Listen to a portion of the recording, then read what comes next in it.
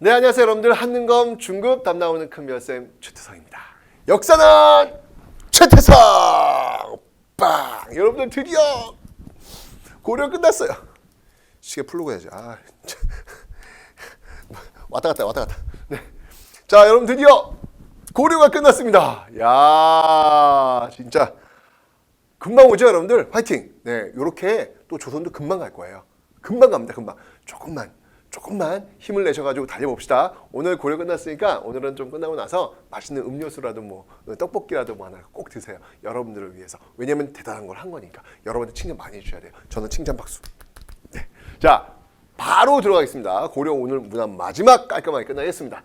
자, 오늘은요 나머지 고려 문화에 대해서 한번 살펴봐야 될 것 같아요. 두 번째 시간인데, 자, 일단 불상에 대해서 한번 살펴볼게요.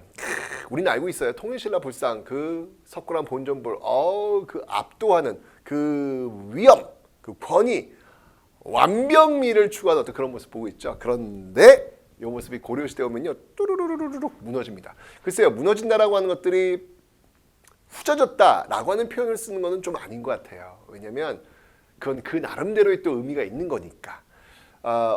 고려시대 오면요, 왜 여러분 지방 호족들이 세운 나라가 고려잖아요, 그죠?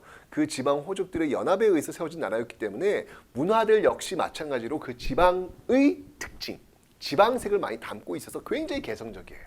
요게 핵심이야.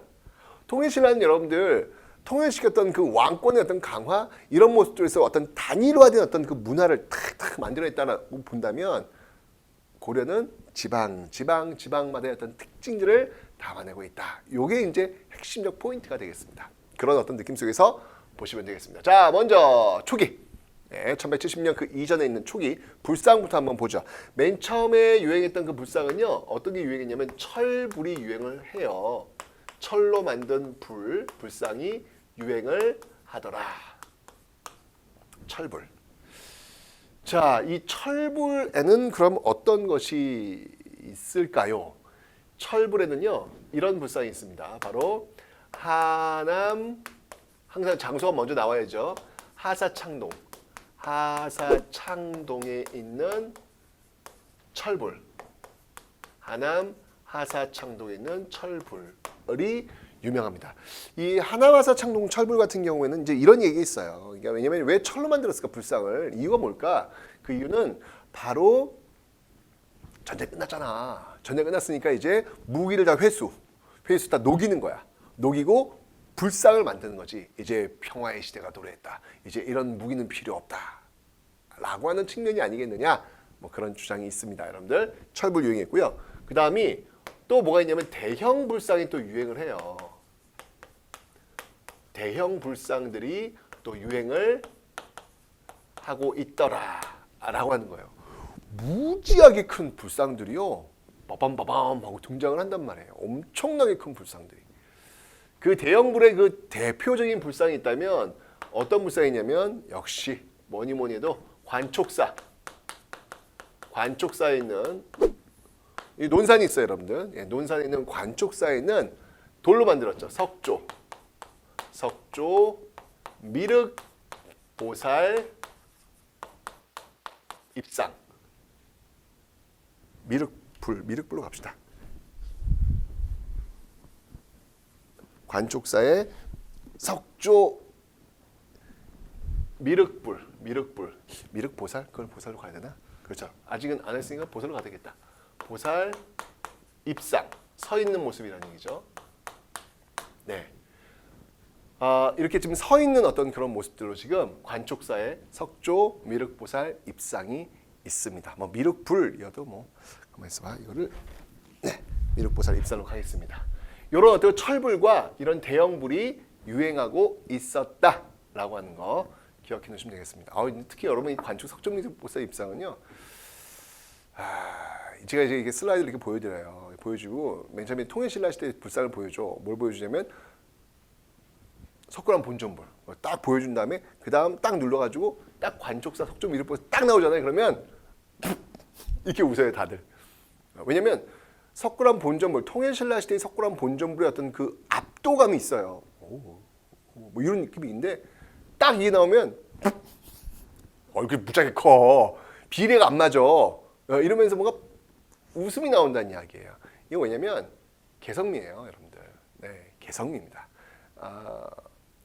그 지역에 있는 호족의 얼굴을 닮은 그런 모습들로 불상을 만든 게 아니었을까라는 어떤 그런 생각이 들더라고요. 그래서 이런 불상의 모습들 있다는 것 기억하시면 되겠습니다. 그런데 여러분 중계되면 신라 양식을 계승한 것들이 또 등장합니다. 신라 양식을 또 계승한 그런 불상이 등장을 해요. 자, 어떤 불상이냐면요, 바로 부석사입니다. 부석사에 가시면 그 영주의 영주 부석사에 가시면 소조 흙으로 만든 아미타 열의 좌상이 있어요. 아미타 열의 좌상. 그러니까 소조는 뭐냐면 흙으로 만들었다는 얘기예요. 흙으로 이렇게 붙여가지고 만든 아미타불. 그러니까 극락세계를 관장하는 아미타불이 이렇게 앉아있는 그런 모습들이 있다라는 얘기죠. 근데 여러분 이제 이 부석사에 가시면요, 정말 이 부석사는 여러분들 누가 세운 절이라고 하죠? 네, 바로 의상, 대각국사, 통일신라 시대 의상에 의해서 세워진 그런 절이라고 해요. 근데 이 부석사에 가시면 여러분들 우리나라 가장 최고의 가장 아름다운 절집이 바로 이 부석사라고 많은 사람들이 이야기를 합니다. 저도 궁금하잖아요. 도대체 뭐가 얼마나 아름다운데 뭐가 그러면 우리가 최고의 절집이라고 하지? 라고 저도 한번 가봤어요. 예, 가봤더니 정말 그 감동은 잊을 수가 없겠더라고요. 정말 야, 우리나라 최고의 절집 맞구나. 야, 내가 보면서 와, 정말 너무 멋있더라고요. 여러분들 한번 시간 나시면 꼭 영주 부석사 무량수전 한번 가보시기 바랍니다. 그 안에 그러니까 요 부석사에 들어가시면 여러분들 요 소조 아미타 열의 좌상이 어디 있냐면 바로 빰빰빰빰빰빰 네, 바로 부석사 바로 무량수전 있죠. 부석사에 있는 무량수전. 네, 이 무량수전 안에 들어가면 있어요. 이 건물 안에 들어가면 소조 아미타 좌상이 딱 이렇게 앉아 있습니다. 제가 새벽 예불을 한번 좀 보고 싶어서 제가 한번 새벽에 가봤습니다. 새벽 그때가 한 4시쯤? 4시쯤 된 것 같아요. 그때쯤 가셔야 아마 3시부터 움직이세요, 그분들은요. 그래서 한 4시쯤 가셔야 될 겁니다. 딱 들어갔는데 저는 세상에서 이 눈꺼풀이 그렇게 무겁다는 거, 이 눈꺼풀에 이 쇳덩어리를 달고 있는 느낌 있잖아요. 미치겠는 거예요. 막 학생들하고 같이 왔는데 거기서 또 이렇게 내가 억지를 끌고 왔거든요. 얼마나 아침잠들이 많아요. 야, 빨리 있나 하고 이제 끌고 왔단 말이에요. 그래서 자, 우리 한번 부석사 왔으니까 새벽 예불 한번 우리 봐야 될 거 아니야? 쭉 와줬단 말이에요. 근데 제가 이렇게 컵하면 안 되잖아. 눈이 안 떠져 이게. 정말 그 기억이 너무 힘들더라고요. 예, 앞에는 딱 이게 부석사 소조 아미타 열의 좌상이 탁 앉아 있는데 눈도 안 뜨는데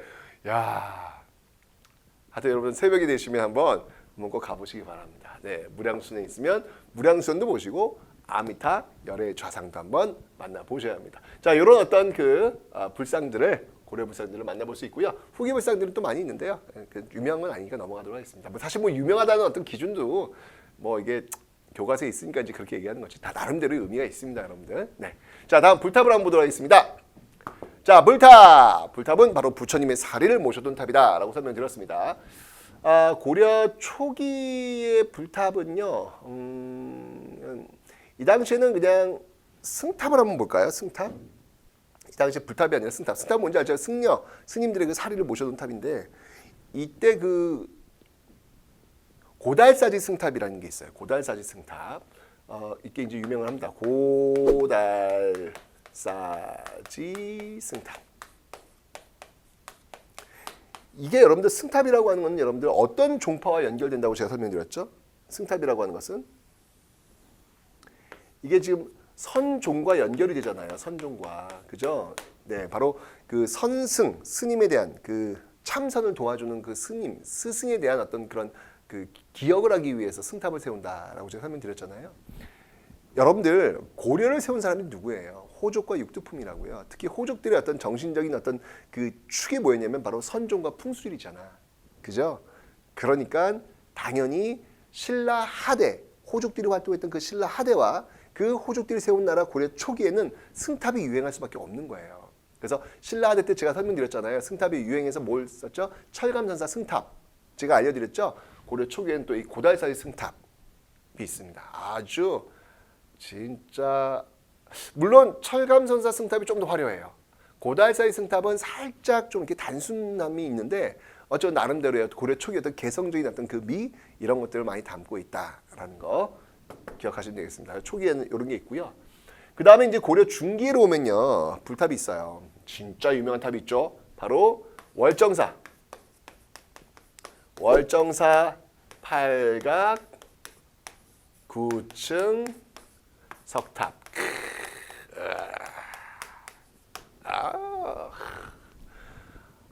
여러분들 정말 이 월정사 팔각 9층 석탑은요 보고 있으면 가슴이 막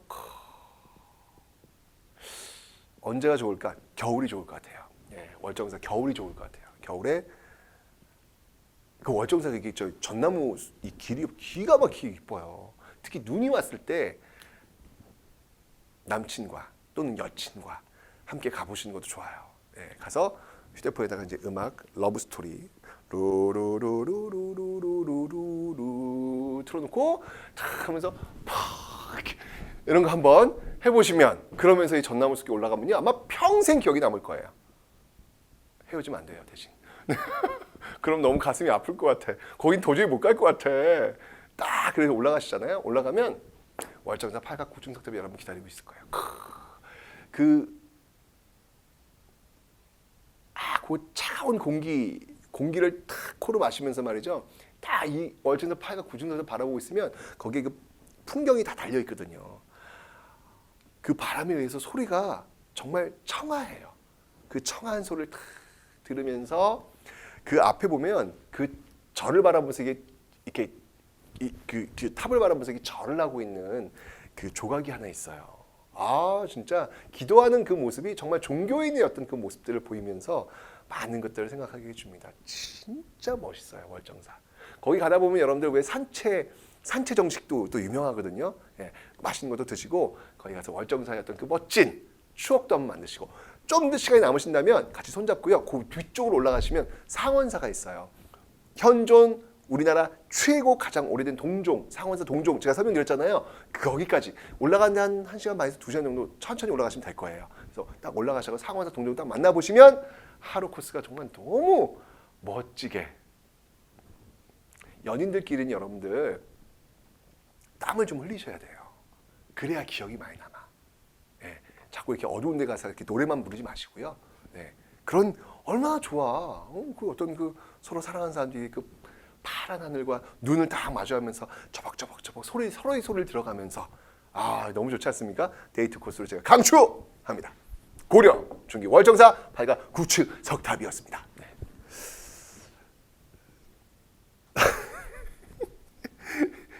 제 집사람한테 상원사까지 끌고 올라갔다가 저 죽는 줄 알았습니다. 미리 말씀드릴게요. 안 맞아. 자, 월정사 팔각 9층 석탑. 이 탑이 중기에 유행한다면 고려 후기 때 아주 유행한 탑이 있어요. 이 또 이제 기억해야 될 탑이 뭐냐면 바로 경천사지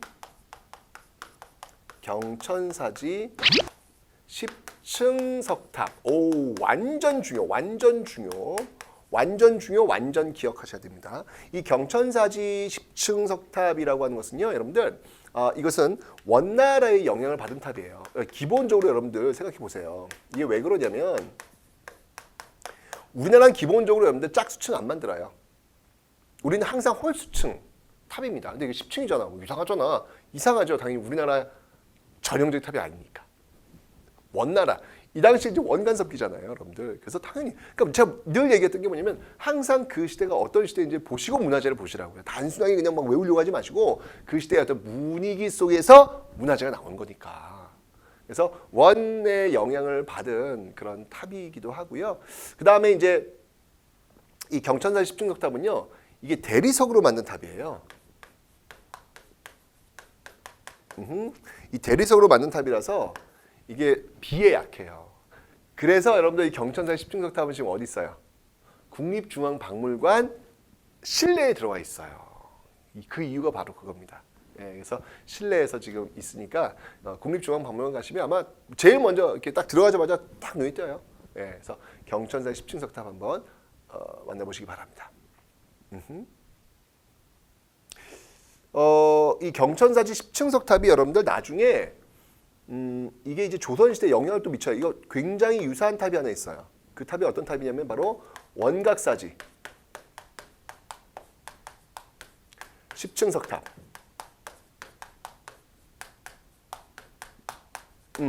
이 원각사지 10층석 탑이 있는 곳이 어디야? 이게 조선시대거든요, 여러분들. 이거 지금 조선시대, 이건 조선시대. 아주 똑같아요. 이 원각사지 10층석 탑이 있는 곳이 어딘가? 이 원각사지 10층석 탑 여러분들 우리나라 저기 뭐냐? 되게 유명한 건데. 원각사지 10층석 탑 어딘지 몰라요, 여러분들? 탑골공원. 탑골공원이 왜 탑골공원인데요? 탑이 있는 고을.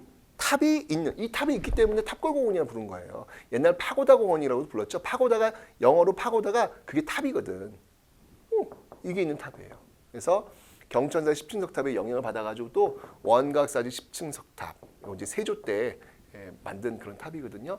이런 것도 한번 영향을 줬다는 거 하나 기억을 좀 해놓으시면 되겠습니다. 됐죠? 자, 요 정도 탑 기억하시면 되고요. 그 다음에 이제 공예를 한번 볼게요. 또 이 고려의 공예는요, 이게 고려가 귀족 사회잖아, 그죠? 그러니까 럭셔리예요. 그러니까 명품 느낌이 나요. 고려 솔직히 이런 얘기하면 좀 그렇지만 조선 작품들하고 고려 작품들하고 보면 나름대로의 어떤 의미가 있고 나름대로의 특징이 있는데 좀 이렇게 고급스럽고 막 그런 거는 역시 고려 거. 이게 기가 막혀요. 고려 공예 중에서 이제 대표적인 걸 한번 들어봐라라고 한다면 나전칠기 있죠? 나전칠기. 예, 나전칠기가 있겠고, 여러분들 이 나전칠기가 뭐예요, 여러분들? 그 조개 껍질 있잖아요. 그걸로 이렇게 무늬 만든 거잖아. 많은 사람들이 그런 얘기하죠. 우리 할아버지 할머니 집에는 무슨 이 조개 껍질로 붙인 그런 장이 있어. 구려. 막 이런 얘기하죠. 무지하게 비싼 거예요, 여러분들. 나전 기법으로 만든 거잖아요, 이게. 예. 옛날에는 몰랐는데 저도 요즘 이렇게 나전 이게 조개 껍질 붙인 거 이런 것들을 보면은 고급스러워 보이는 느낌이 나. 옛날에 그런 느낌이 없었거든요. 예, 그런 느낌이 있어요. 나전칠이 있고요. 그 다음에 또 뭐가 있냐면 뭐 고려 중기 특히 대표적인 공예품이 있다면 뭐니 해도 이거죠. 청자죠, 청자. 비색. 정말 이건 비색이라고 이야기할 정도로. 정말 진짜 청자는요 정말 고급스러워요. 여러분들 저기 에버랜드 그 옆에 있는 호암미술관에 가시면 청자를 이렇게 잘 전시를 해놨거든요. 보고 있느라면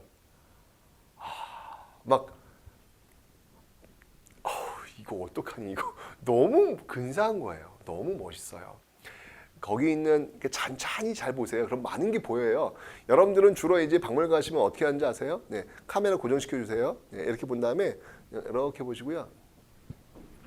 네, 이렇게 가요. 그리고 사라져. 맞죠, 여러분들? 그렇게 보면 안 돼요. 찬찬히 보셔야 돼요. 찬찬히 보시면, 개구리가 보이네? 그 작은 개구리가 활짝 뛰어가는 어떤 그런 모습도 보이고, 야, 대나무를 이렇게 모아가지고, 진짜 어떻게 그렇게 모았지? 칼이 있으면 그 위에 이 주둥이 쪽을 이렇게 칼로 탁 베면 대나무가 촤르륵 퍼져나갈 것 같은 어떤 그런 살아있는 대나무의 느낌? 어이구, 이건 연꽃이요. 방금 필 것 같아요. 막 필 것 같은 어떤 그런 느낌? 아, 정말 이 청자의 어떤 그 매력은요, 대단합니다. 찬찬히 보시면서 명품이 무엇인지, 명품은 여러분 디테일이 있다고 합니다. 그 명품이 무엇인지를 한번 한번 시선을 한번 가져보시기 바랍니다. 순청자. 이게 좀 더 발전하면 여러분들 특히 이제 무신 집권기에 물론 이제 시대가 정확하진 않아요, 여러분들. 대략 그렇다고 보시면 됩니다. 이때 이제 유행했던 청자 바로 상감청자.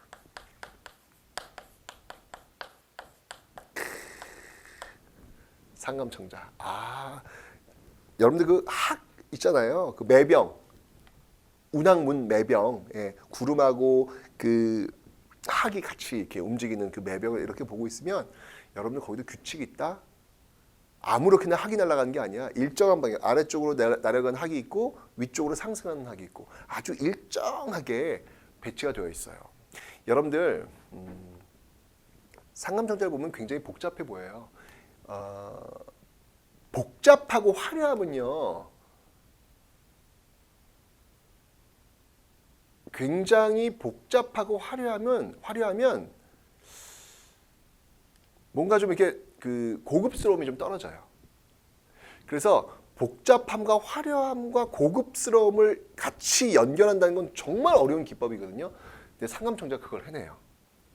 살짝 복잡하고 살짝 화려한 것 같지만 굉장히 고급스러운 그 미적 감각을 기가 막히게 만들어내고 있죠. 네. 여러분들 세상에서 가장 아름다운 미가 어떤 미인지 아세요? 단순미예요. 네. 그 단순미를 표현을 못하니까 뭘 덕지덕지 갖다 붙이는 거예요. 자신이 없으니까. 정말 이 순청자가 보여주고 있는 이 단순미는요, 최고입니다. 깔끔해요. 그렇지만 상감청자가 갖고 있는 그 화려함 역시 절제미가 있어요. 그래서 참 좋다. 그저 보고 있으면 좋다. 아주 눈맛이 아주 좋습니다. 네, 상감청자. 그 다음에 이제 이런 상감 기법 이제 이런 것들이 또 이제 또 비슷한 게 있죠. 그게 뭐냐면 바로 은입사. 상감 기법은 뭐냐면 거기 이게 조각을 이렇게 낸 다음에 거기다가 흙을 이겨 넣는 거잖아요. 그래서 이제 색깔을 내는 건데 은입사는 흙 대신 은을 넣는 거예요. 은을 넣어가지고 만들어내는 것이죠. 이것도 저 상감 기법이라고 보시면 되는 거예요. 은을 넣어가지고 만든 은입사. 이런 어떤 공예품들이 아주 뭐 활발하게 전개되었던 게 바로 고려의 예술입니다. 고려의 예술은요, 귀족적이고요, 굉장히 고급지다라고 하는 거. 네, 이게 바로 고려의 특징이 되겠습니다. 자, 다음은 이제 인쇄를 한번 볼게요. 인쇄. 뭐 고려, 그러니까 우리나라 사람들이 이 넓은 세계, 이 세계에 어쩜 그렇게 인쇄에 대해서는 우린 독보적일까? 놀랍지 않아요, 여러분들? 하고 많은 나라가 굉장히 많이 있는데 어떻게 우리 역사 속에서 이게 인쇄, 글자에 대해서만큼은 우리는 정말 단연 탑일까? 이 작은 나라에서 세계 탑을 달릴까? 이게 정말 대단한 것 같아요. 아무리 생각해도 진짜 우리나라 저 선조들은 참 이 공부에 관심이 많았구나. 그런 생각이 들어요. 여러분들 세계에서 가장 오래된 목판 인쇄물 그거 어디서 나왔어요? 통일신라, 경주, 불국사, 3층 석탑에서 나왔잖아요. 세계에서 가장 오래된 목판 인쇄물을 우리가 갖고 있다니까? 놀랍지 않아요, 여러분들? 세계에서 가장 오래된 금속 활자본을 또 우리가 갖고 있어요. 놀랍지 않아요, 여러분들? 아니, 우리나라가 왜 그걸 다 갖고 있냐고. 정말 우리가 이 공부와 학문에 대해서는 우리는 DNA적으로 굉장히 관심이 많았던 나라구나 라는 걸 알 수 있어요. 자, 인쇄, 목판. 이 목판 인쇄는요, 여러분들 특징이 뭐냐면 목판 인쇄는요, 대량의 문건을 찍어낼 수가 있죠. 그죠? 대량이 가능합니다. 대량 생산 가능해요. 이게 가능해요. 근데 다양한 걸 찍어내지 못해요. 왜냐하면 이건 하나씩 다 글자를 다 파야 되잖아. 그죠? 그래서 다양하진 못해요. 반면에 활판 인쇄는 대량으로 찍어내지 못해요. 왜냐면 이거를 금속 활자 이렇게 찍어내면 그것도 이제 이게 납을 이렇게 붙인 거기 때문에 이게 고정이 잘 안 되면 금방 뭉개져요. 그래서 대량으로 찍는 데는 역시 튼튼한 나무로 꾹꾹 누르는 게 제일 좋지. 대신 이거는요, 소량의 제품을 다양하게 소량으로 찍어내는 데는 굉장히 도움이 된다라고 하는 거, 이런 어떤 특징들이 있습니다. 고려 전기의 이 목판, 먼저 목판부터 볼게요. 목판에서 대표적인 게 있다면 역시 바로 초조대장경이 있겠습니다. 자, 초조대장경은 왜 만들었죠? 그렇죠. 거란족의 침입을 물리치기 위해서, 거란족 침입 물리치기 위해서, 특히 3차 침입을 물리치기 위해서 만든 게 바로 부처님의 힘을 빌어서 물리치겠다라고 만든 게 바로 초조대장경이다라고 제가 설명을 드렸습니다. 그죠? 그리고 나서 쭉 가요. 쭉 갑니다. 쭉 가서 몽골 침입기가 되어서 다시 만든 대장경이 있어요. 다시 제조대장경. 자, 이 제조대장경은 다른 말로 뭐라고 하죠? 우리가 잘 알고 있는 이름이 있죠? 네, 바로 팔만대장경.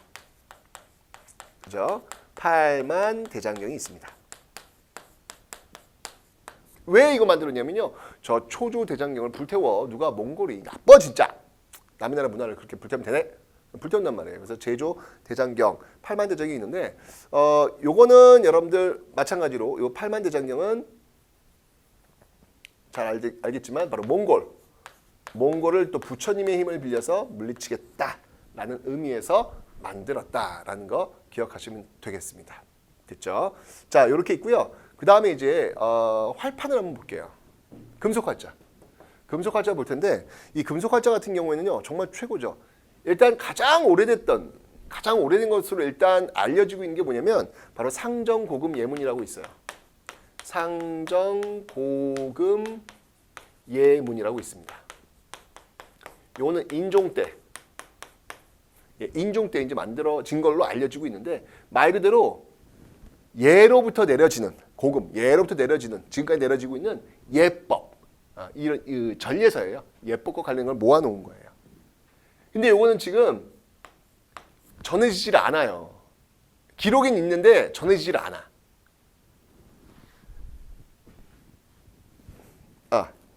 상정고금 예문은 여기다 인종 때니까 여기다 쓰지 말고요, 저기다 씁시다. 또 인종 때로 이제 알려지고 있으니까 여기 뒤쪽으로 씁시다. 뒤쪽으로. 상정 고금 예문, 인종 때.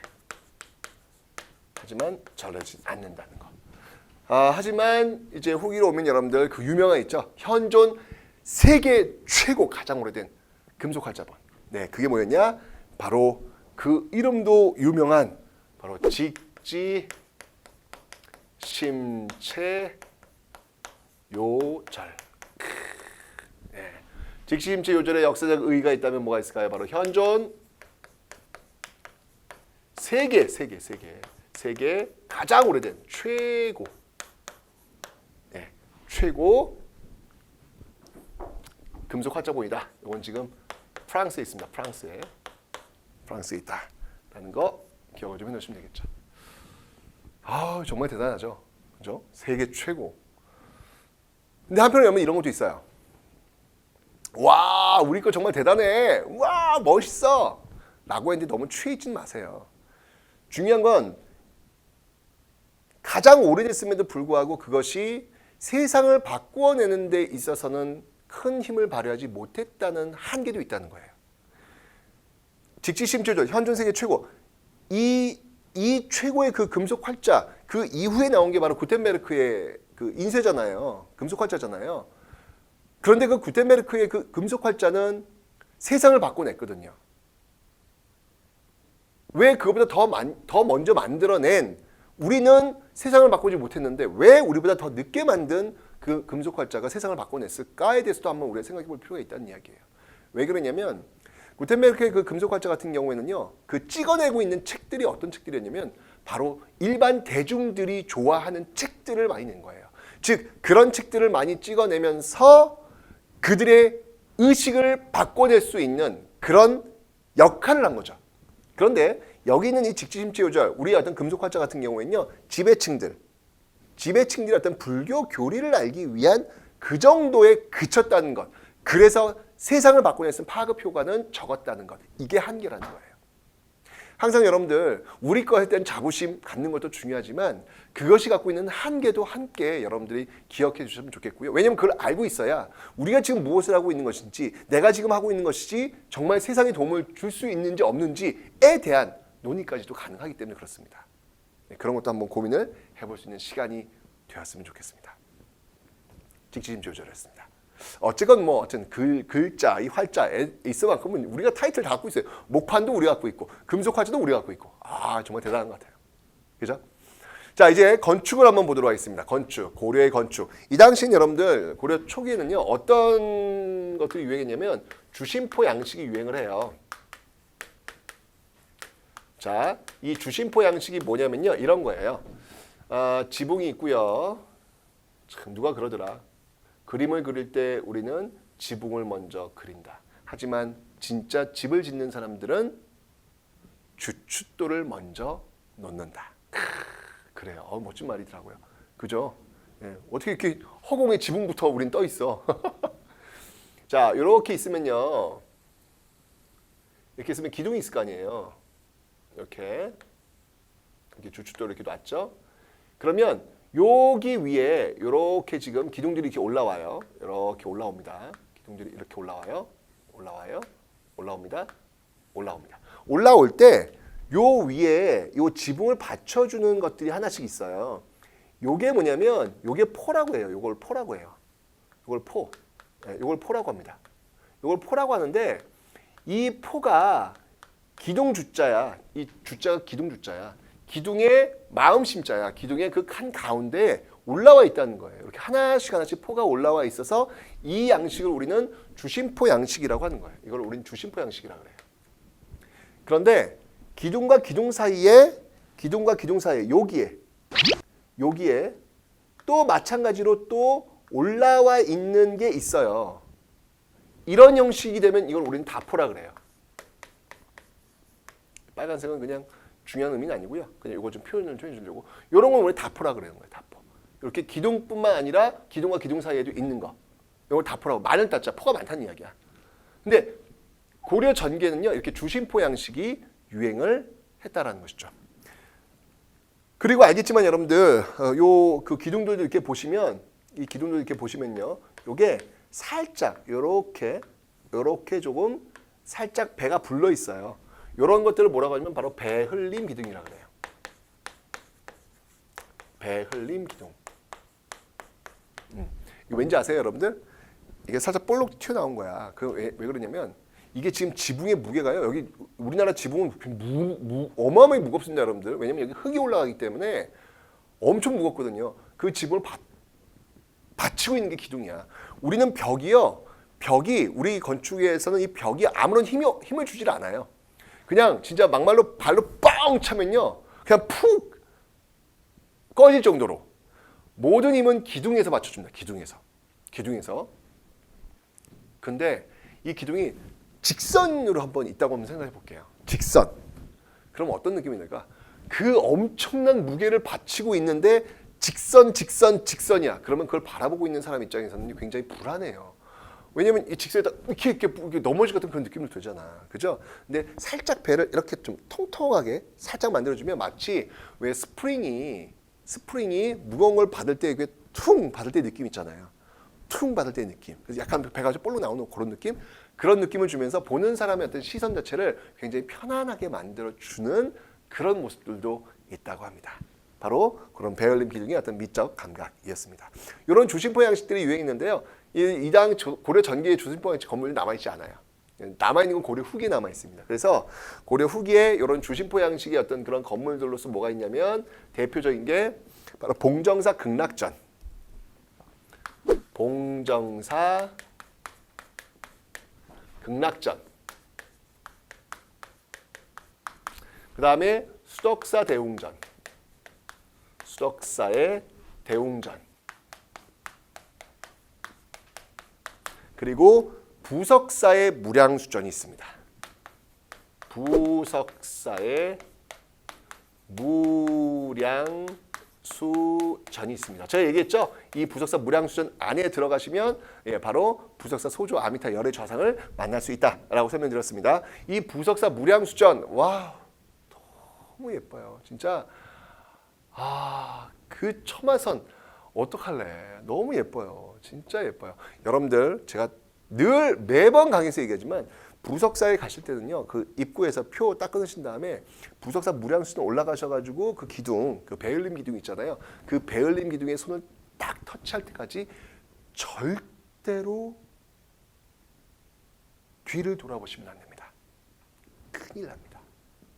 절대로. 그냥 앞만 보고 가셔야 돼요. 앞만 보고 가서 부석사 무량수전에다가 터치. 그 다음에 뒤를 돌아보셔야 합니다. 그 전에 뒤를 돌아보셨다간 정말 큰일 납니다. 저 책임 못 져요. 왜냐고요?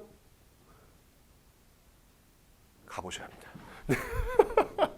자, 부석사 무량수전이었습니다. 정말 우리나라 최고의 절집이라고 하니까 꼭 한번 가보시기 바랍니다. 자, 이렇게 해서 정리를 한번 했고요. 네, 다음은 이제 의학 한번 볼게요. 의학. 이 의학에서는요, 여러분들, 의학에서는 그 후기에 만들어진 책자가 하나 있어요. 그 책자가 뭐냐면 바로 향약 구급방이라는 게 있습니다. 향약 구급방. 향약 구급방. 향약 구급방은 뭐냐면 향촌에 있는 약재. 그러니까 여기저기서 이렇게 발견되고 있는 우리 주위에 발견되고 있는 그런 약초들이 있을 거 아니에요. 그것들을 갖고 구급 아주 급할 때 구급차 오잖아. 급할 때 우리 향초에 있는 약초들 가지고 만든 처방전이라는 의미예요. 그러니까 그 일반 사람들한테 너무 소중한 그런 처방전이 되겠죠. 이 향약 구급방의 역사적 의의를 한번 들어봐라. 이거는 현존하는 우리나라 최고의 의학서입니다. 여기서 최고라고 하는 거는 베스트라는 의미가 아니라 올드, 가장 오래된 그런 의학서다라는 거 기억하시면 되고요. 그 다음에 마지막으로 무기 한번 볼게요. 이 무기에서는요, 이때 이 화약을 제조해서 만드는, 화약을 통해서 이제 무기를 만드는 화통도감이라는 게 만들어집니다. 화통도감. 이 우왕 때 만들어진 건데 누구의 건의에 의해서 만들어지냐면 바로 최무선의 건의에 의해서 만들어진 겁니다. 화약을 가지고 이제 무기를 만드는 거잖아요. 이 화통도감을 통해서 만들었던 화약의 어떤 그 개발 이런 것들이 고려 조선까지 이어져 가지고요. 조선 전기의 어떤 그 우리 어떤 화약 무기 체제 굉장히 많이 발달합니다. 여러분 임진왜란 때 그게 아주 확연히 보여요. 임진왜란 때 여러분 보시면 알겠지만 일본과 우리의 어떤 화력은요 비교가 안 돼요. 우리가 훨씬 나요. 여러분 오해하시면 안 돼요. 우리가 화력이 훨씬 나요.